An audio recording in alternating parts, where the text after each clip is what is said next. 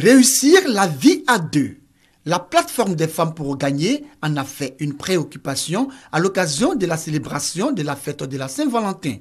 Objectif, contribuer à l'harmonie de la vie de couple, mais surtout arriver à concilier réussite professionnelle, vie familiale et épanouissement personnel.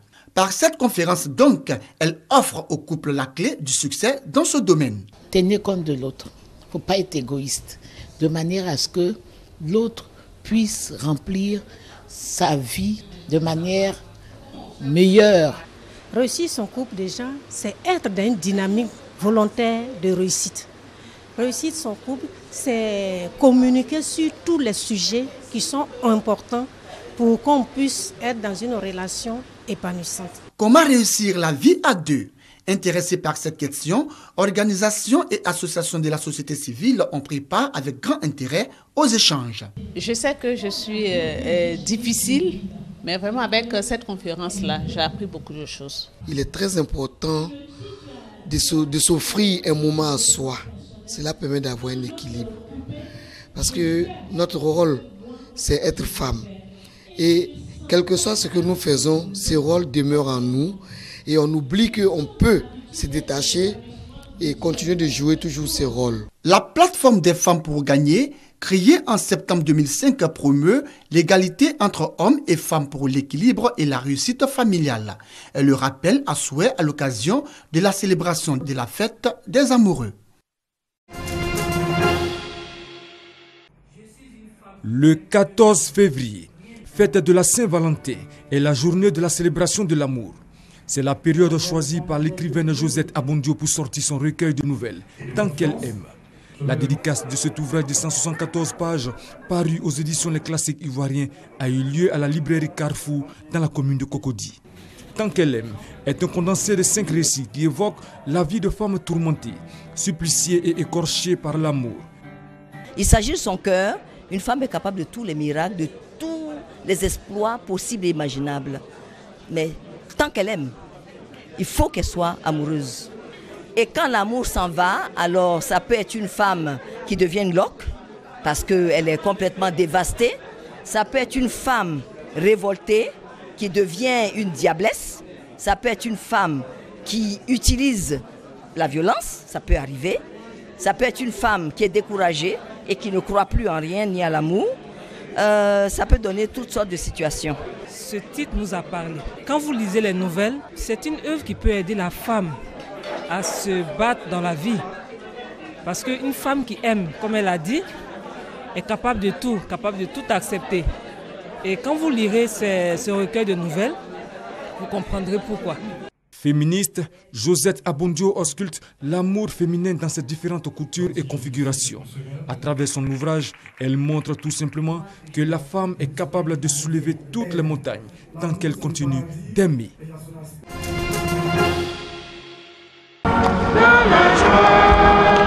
Ce sont 10 célébrations eucharistiques qui ont marqué le pèlerinage des Ivoiriens en Italie.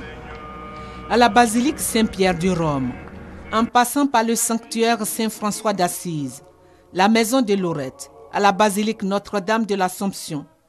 Un message fort, celui du pardon. Les pères Laurence et Jeanne Awonji, Stéphane Moreau, Jules Ndoua ont exhorté les pèlerins à la sanctification.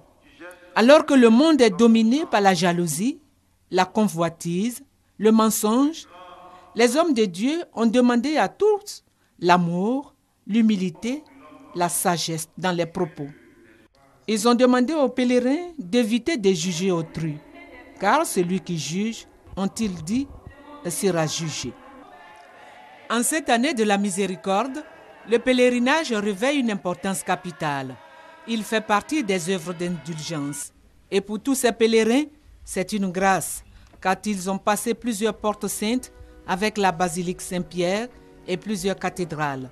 Ils sont entrés ainsi dans l'espérance de l'Église, dans la miséricorde de Dieu. C'est pourquoi ils doivent, selon le Père Awonji, faire miséricorde à leurs frères et à leurs sœurs. Il a été demandé au Père Jules Ndoua, qui célébrait à l'occasion ses 7 ans de prêtrise, d'être un prêtre qui ne déçoit pas, d'être un autre Jésus au milieu de ses fidèles, d'être toujours un prêtre joyeux, car celui qui est triste attriste Jésus.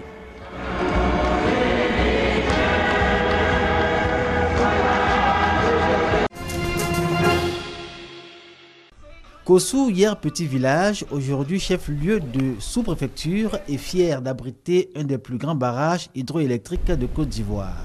Mais accéder à Kossou n'est plus chose aisée.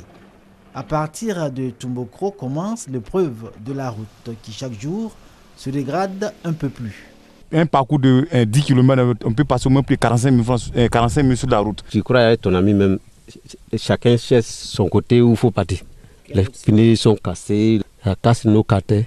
Les routes, mal profond et défi majeur du district autonome de Yamoussoukro, défi en cohérence avec les actions menées au cours de l'exercice 2015 dans le domaine des infrastructures routières. Cette année-là, plus de 198 millions de francs CFA avaient été dégagés pour des travaux de reprofilage et de réparation des routes dans les sous-préfectures d'Atiéguakro, Kossou et Yamoussoukro. Mais à l'intérieur de la ville de Yamoussoukro même, rien. Rien pour la simple raison que 98% des investissements au plan des infrastructures routières sont consacrés au village, au détriment de la cité des lacs. Conséquence, les nids de poules ont littéralement envahi les rues de Yamoussoukro au point où la voirie présente un visage triste et lamentable. Par moments, quand les lumières se coupent, on tombe dans des trous avec ces nids de poules partout. Vraiment, c'est déplorable. C'est les jeunes de quartier qui essaient de mettre les sables dans les trous pour qu'on puisse rouler un peu, sinon... Le district de Yamoussoukro prend l'engagement dès cette année 2016 de restaurer la voirie urbaine. Ainsi, le gouverneur et son conseil ont décidé de consacrer régulièrement une partie du budget de fonctionnement du district pour le traitement des nids de poules. Les routes de la commune ne relèvent pas directement de notre compétence, elles relèvent de la compétence du maire. Et le district a la compétence sur la route nationale 3 qui traverse la ville de Yamoussoukro du sud au nord. Je sais qu'il existe un plan financé par la BAD pour rebitumer la quasi-totalité des rues de Yamoussoukro. Nous avons un projet 28 km de bitumage et le président nous en a déjà accordé 12. Et si vous allez derrière la fondation, certaines routes de Djoula-Bougou, certaines routes de Kokrenou vont être totalement bitumées. Et les nids de poules de la commune vont être totalement comblés. En faisant des routes et voiries son défi majeur, le district autonome de Yamoussoukro, longtemps critiqué pour son inertie, à tort ou à raison, veut établir avec les populations un pacte de confiance. Mais il doit faire face à ce qui constitue son handicap, un budget très mince, moins de 7 milliards de francs CFA. Les deux hommes qui briguent le fauteuil présidentiel en Centrafrique ont plus d'un point en commun.